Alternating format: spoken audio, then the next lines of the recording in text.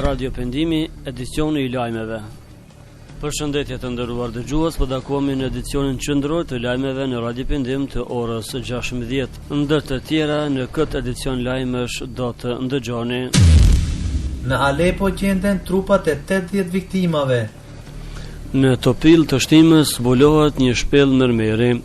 Kuvajti ndan $300 milion për Siri.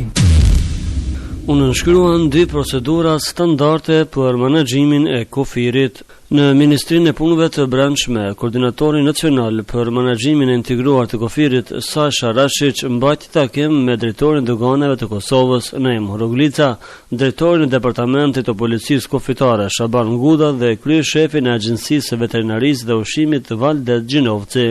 Në këtë takim u nënshkruan 2 procedura standarde të operimit në kuadër të menaxhimit të integruar të kufirit PSO për kontrollin e vijës së dytë dhe PSO për analizë të rrezikut. Pas nënshkrimit të këtyre 2 PSO-ve, do të ndikohet drejt për drejt në rritjen dhe lehtësimin e qarkullimit në kufi, si dhe ndikon në rritjen e sigurisë kufitare. Sipas një komunikate nga ky takim me nënshkrimin e këtyre PSO-ve, avancohet edhe më tej bashkëpunimi ndërmjet 3 agjencive që kanë përgjegjësi të menaxhojnë kufirin e Republikës së Kosovës. Në Topil të Shtimës zbulohet një shpellë mërmeri. Ishte nisur nga shtëpia për një ditë të zakonshme pune, por nuk ja doli e tillë, derisa po gërmonte me ekskavator për të nxjerrë gur. Idris Zregjaj, një I ri nga fshati Petrov, kishte vërejtur diçka të pazakonshme rrugës për në fshatin Topil të komunës së Shtimës, disa metra mbi vendin që njihet si Vrella Azez, rastësisht kishte hasur në një shpellë të pazbuluar deri më tani. Regjaj do të shuante kurreshin e tij duke u futur në brendësi të shpellës. Pas vizitës së parë që kishte bërë shpellës së re, ajo ishte drejtuar zyrtarëve të komunës së Shtimës. Këta të fundit e kanë konfirmuar lajmin sipas përshkrimit nga vizita e parë që ja kanë bërë shpellës zyrtarët komunal. Ajo ka një hyrje të veçantë, një korridor që vazhdon me gjatësi rreth 20 metra, derisa pjesa pas tyre ka një ngushticë e cila nuk është ekspozuar ende. Shqipëri, Fyle viziton të hënën Tiranën. Komisioneri për zgjerim në Bashkimin Evropian, Stefan Fyle, pritet të vizitojë Tiranën në fillim të javës së ardhshme në një përpjekje të fundit për të mundësuar një rrugëzgjidhje për miratimin në parlament të 3 reformave të përcaktuara nga Brukseli sikur që vendi të marrë statusin kandidat. Komisioneri Stefan Fyle do të bëjë një përpjekje personale për të çuar drejt kompromisit shumicën dhe opozitën në Shqipëri në mënyrë që vendi të ketë një shans për të marrë statusin kandidat qershorin e ardhshëm.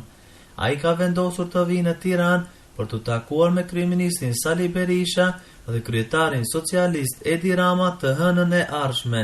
Duke folur në një konferencë për Ballkanin të organizuar dje nga Ana Djathta Europiane, komisioneri Fyle u shpreh se do të ishte mëkat nëse kjo çështje nuk do të kalohej. Sipas tij, Shqipëria ka një shans për të marrë statusin në qershor, por brenda pranverës ajo duhet të miratojë 3 reformat në mënyrë që komisioni t'i paraqesë rekomandimin e tij vendeve anëtare. Në aeroportin e Athinës bllokohen 14 gra e fëmijë shqiptar.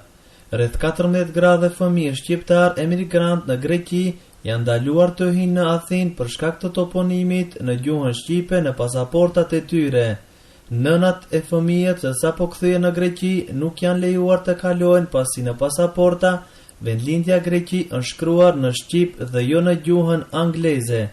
Së fundmi Greqia ka shtuar edhe një kërkesë të re që emri I shtetit Greqi të shkruhet në anglisht Grece, duke përfshirë kështu të gjithë fëmijët e lindur në Greqi pavarësisht emrit të qytetit. Kuvajti ndan $300 milion për Siri. Emiri I Kuvajtit Sheikh Sabah Al Ahmad El Sabah deklaroi se vendi I tij do të akordonte ndihmë humanitare me vlerë prej $300 milion për Sirin me hapjen e mëngjesit të sotëm të konferencës së donatorëve që zhvillohet në vendin e tij. Për të lehtësuar vujtjet e rënda të popullit sirian, Kuvajti ka në plan një donacion prej $300 milion në ndihmë të tij, u shpreh emiri në fjalimin hapës të konferencës së donatorëve e mbështetur nga Kombet e Bashkuara, që ka synim të arrijë të mbledhë $1.5 miliard për të përmbushur nevojat humanitare dhe civile të popullsisë në Siri. Siri, në Alepo gjenden trupat e 80 viktimave. Trupat e 80 personave të cilët ishin mbitur me duart e lidhura prapa janë gjetur në rajonin Bustan El Kasir të Alepos në veri të Sirisë. Komisioni i përgjithshëm i revolucionit sirian deklaroi se trupat e 80 njerëzve të cilët ishin ekzekutuar me duart e lidhura pas shpine janë gjetur në lumin Kuvek në Bustan El Kasir. Në mesin e viktimave ka shumë fëmijë, ka deklaruar Komisioni i përgjithshëm i revolucionit sirian, duke shtuar se ekipat ishin duke u përpjekur për të tërhequr trupat nga lumi. Komisioni i përgjithshëm i revolucionit sirian shprehu shqetësimin se numri të vdekurve mund të rritet. Dëshmitarët thanë se ka pasur shenja të torturës në shumicën e trupave dhe ata u qelluan në kokë. 7.081 civil janë vrarë në Alepo prej marsit të vitit 2011.